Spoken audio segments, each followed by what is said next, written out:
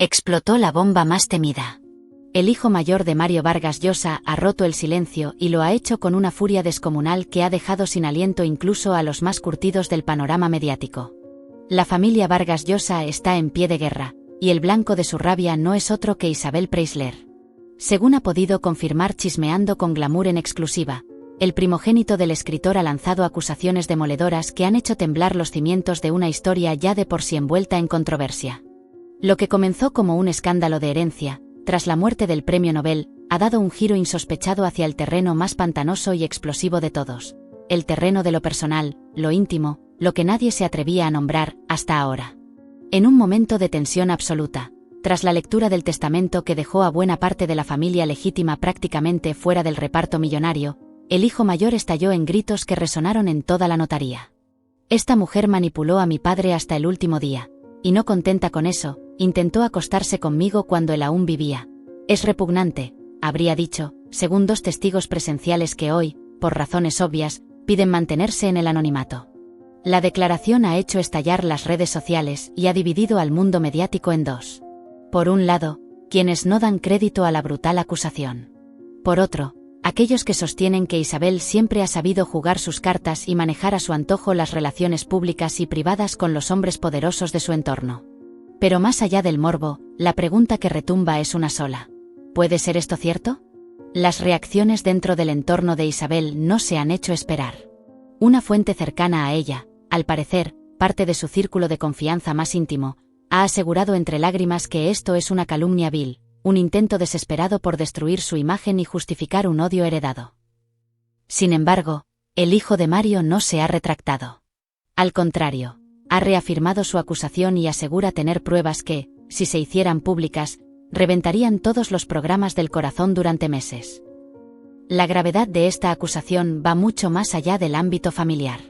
Según expertos legales consultados por Chismeando con Glamour, si se llegara a formalizar alguna denuncia, estaríamos ante uno de los procesos judiciales más mediáticos de la historia reciente, comparable solo al de otras grandes figuras internacionales.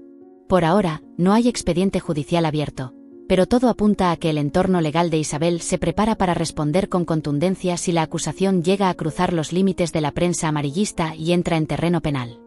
El drama familiar que se está viviendo tras la muerte de Vargas Llosa ha pasado de ser un conflicto por dinero a un torbellino emocional, ético y reputacional sin precedentes. Porque lo que aquí está en juego no es solo el nombre de una mujer icónica, sino también el recuerdo de uno de los más grandes escritores de habla hispana. ¿Fue Mario víctima de una estrategia emocional que lo alejó de sus hijos? ¿O estamos asistiendo a una venganza orquestada por una familia que no acepta que parte del legado del autor no les pertenece? Mientras tanto, las cámaras se agolpan en las puertas de las residencias de los implicados, los platós hierven de opinión y los titulares en los medios digitales no dan tregua. Cada día surgen nuevos detalles, nuevas filtraciones, nuevas versiones. Pero esta última revelación, de confirmarse o simplemente sostenerse en el debate público, podría convertirse en la más escandalosa de toda la carrera mediática de Isabel Preisler. Y esto, queridos seguidores de Chismeando con Glamour, no ha hecho más que empezar. Vargas Llosa, a lo largo de su carrera, cultivó una imagen de brillantez y solidez que ahora aparece desdibujada en el centro de un torbellino de emociones cruzadas y versiones contrapuestas. Durante décadas, fue visto como un faro de la literatura, un escritor cuya obra fomentó el pensamiento crítico y la reflexión profunda, y cuya integridad intelectual y personal era ampliamente respetada. Sin embargo, los primeros indicios sobre el contenido de la carta han provocado una ola de publicaciones cruzadas que han amplificado la tensión en todos los ámbitos sociales y culturales. Fragmentos no verificados, frases sacadas de contexto y declaraciones supuestamente filtradas han comenzado a circular en redes y foros, alimentando la desinformación y perpetuando la polémica. Mientras tanto, periodistas de renombre piden cautela ante la falta de pruebas verificables, instando a la audiencia a esperar confirmaciones antes de sacar conclusiones precipitadas. A pesar de estas advertencias, el daño ya está hecho. La carta se ha grabado en la conciencia colectiva como un símbolo de un secreto revelado, una verdad incómoda que, sea cierta o no, está redefiniendo cómo se percibe tanto al autor como a su círculo más íntimo. Este cambio en la percepción pública plantea preguntas profundas sobre la naturaleza de la fama, la privacidad y cómo manejamos la información personal de figuras tan queridas y respetadas. Más allá de la carta, Esta situación ha puesto en evidencia los complejos engranajes que mueven el ecosistema mediático cuando se trata de una figura pública de alto perfil. La vida privada de Vargas Llosa, que durante años fue cuidadosamente compartimentada y protegida, incluso durante su relación mediática con Prysler, ha quedado expuesta de la manera más cruda e inesperada.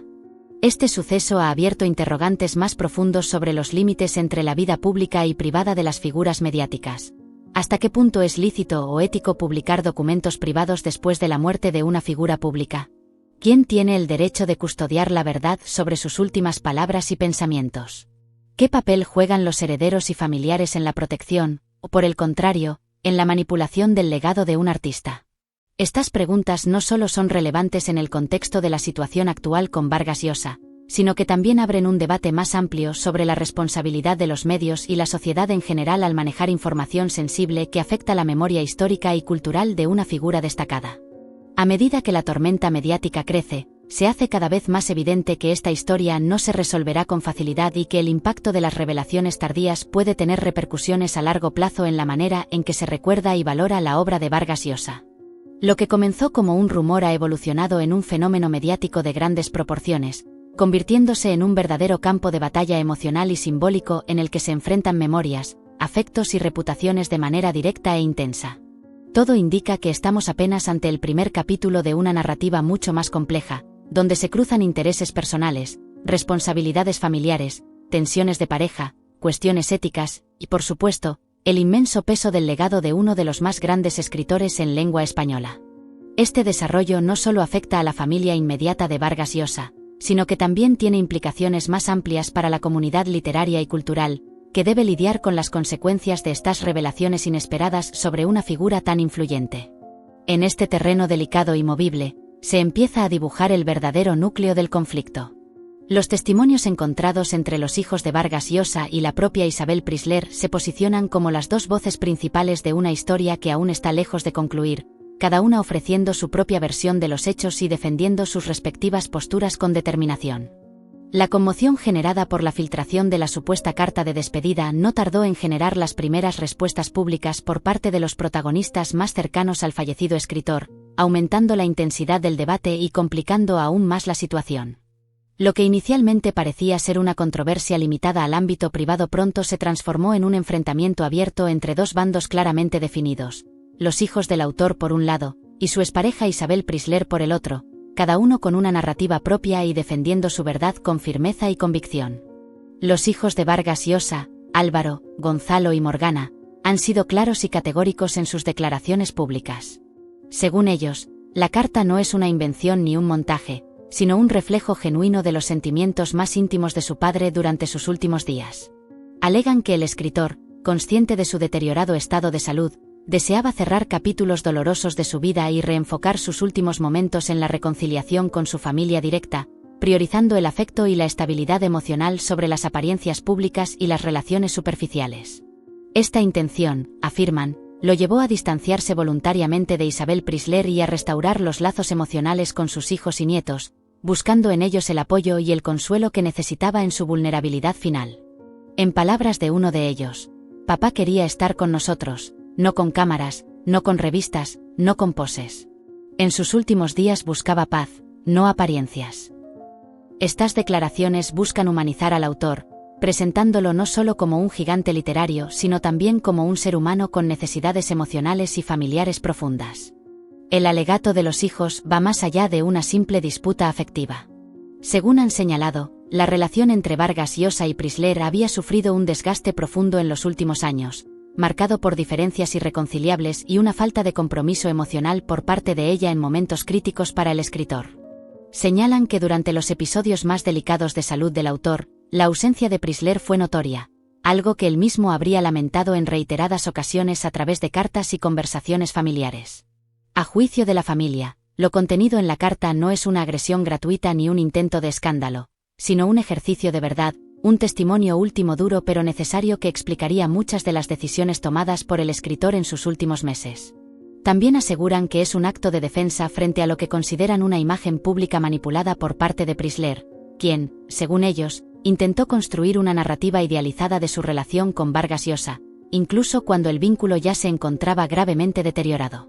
Esta postura busca reivindicar la figura de Vargas Llosa y proteger su legado de posibles distorsiones que podrían surgir de interpretaciones erróneas o intencionadas de su vida personal.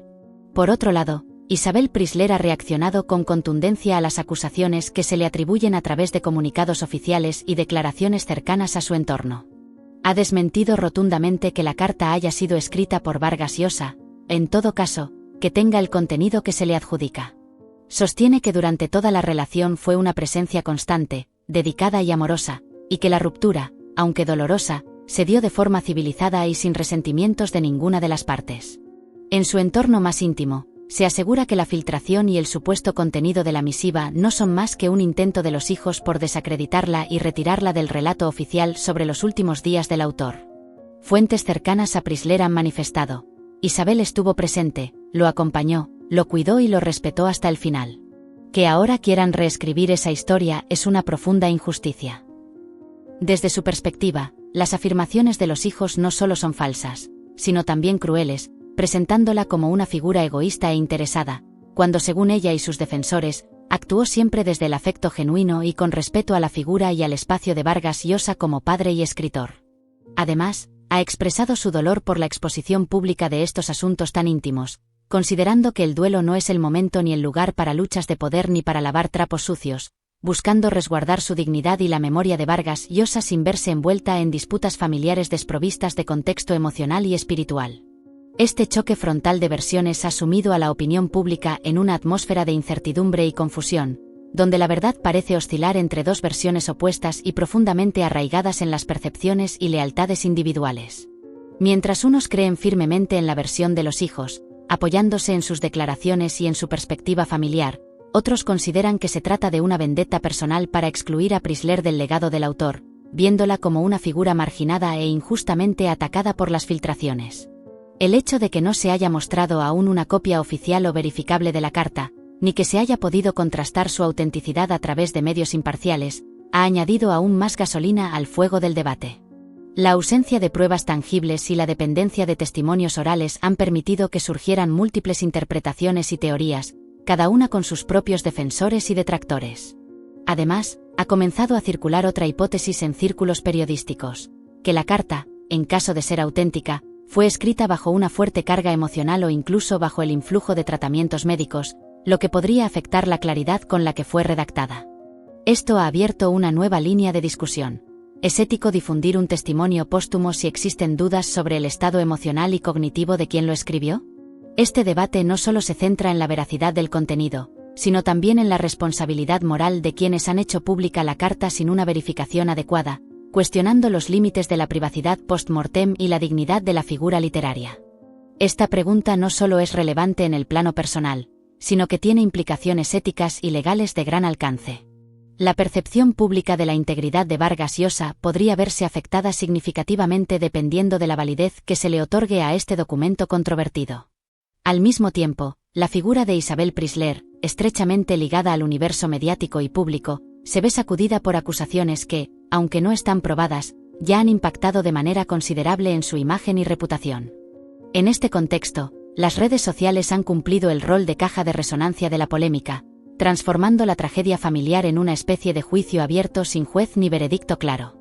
Los hashtags se multiplican, los hilos de Twitter analizan hasta el más mínimo gesto, las entrevistas son diseccionadas y cada nuevo dato se convierte en una pieza más de este rompecabezas que, lejos de resolverse, parece expandirse con cada día que pasa. Mientras el público se divide entre empatía, juicio y curiosidad morbosa, una pregunta persiste y se mantiene en el centro de esta tormenta mediática: ¿quién tiene realmente la autoridad moral y emocional para custodiar el legado de Mario Vargas Llosa? ¿Son sus hijos, quienes desean preservar la memoria familiar y el respeto hacia su padre como figura paternal y literaria? ¿Es Isabel Prisler, quien, según sus defensores, ha sido injustamente vilipendiada y quien también ha contribuido al legado público de Vargas Llosa? ¿O es que, en realidad, nadie tiene el derecho exclusivo sobre cómo se debe recordar y valorar al autor, permitiendo que cada lector y admirador construya su propia interpretación basada en las obras y la vida que conocen? Este dilema subraya la complejidad de manejar la memoria colectiva de una figura tan influyente y la dificultad de equilibrar el respeto por la privacidad personal con el interés público en conocer todos los aspectos de la vida de un ícono cultural. Este conflicto ha dejado de ser meramente familiar para convertirse en una lucha simbólica por el control del relato y por definir la imagen final de un hombre cuya vida y obra marcaron profundamente la historia literaria contemporánea. La última voluntad de Vargas Llosa, para así decirlo, ha pasado a ser objeto de disputa pública, donde cada parte relacionada con él intenta influir en la narrativa final que quedará registrada en la memoria colectiva. Hasta hace poco, Vargas Llosa parecía intocable, una figura cuya reputación estaba asegurada por años de reconocimiento y respeto en múltiples campos, pero ahora se ha convertido en el protagonista de una narrativa que él no tuvo oportunidad de escribir, pero que muchos intentan narrar a su manera desde distintas trincheras. Este fenómeno no solo desafía la manera en que entendemos y preservamos el legado de un individuo, sino que también refleja las tensiones inherentes a la era digital, donde la información, y la desinformación, puede propagarse rápidamente y afectar profundamente la percepción pública antes de que se establezcan hechos claros y verificables. La última página de la vida de Vargas Llosa, al igual que sus mejores novelas, sigue abierta y quizás lo más literario y humano sea precisamente eso, que nunca sepamos del todo cuál fue su verdadero final. Este final ambiguo deja espacio para la interpretación y el análisis, invitando a la reflexión sobre cómo las figuras públicas son recordadas y cómo sus vidas privadas pueden influir en la percepción de su obra. Así como sus novelas invitan a sumergirse en mundos complejos y multifacéticos, la vida y muerte de Vargas Llosa presentan un final igualmente complejo y multifacético que desafía a sus seguidores a reconciliar la figura del autor con los posibles conflictos y contradicciones que ahora emergen. En última instancia, esta situación plantea preguntas sobre la naturaleza de la memoria, el legado y la verdad, recordándonos que incluso las figuras más veneradas no están exentas de las complejidades humanas que definen a todos nosotros.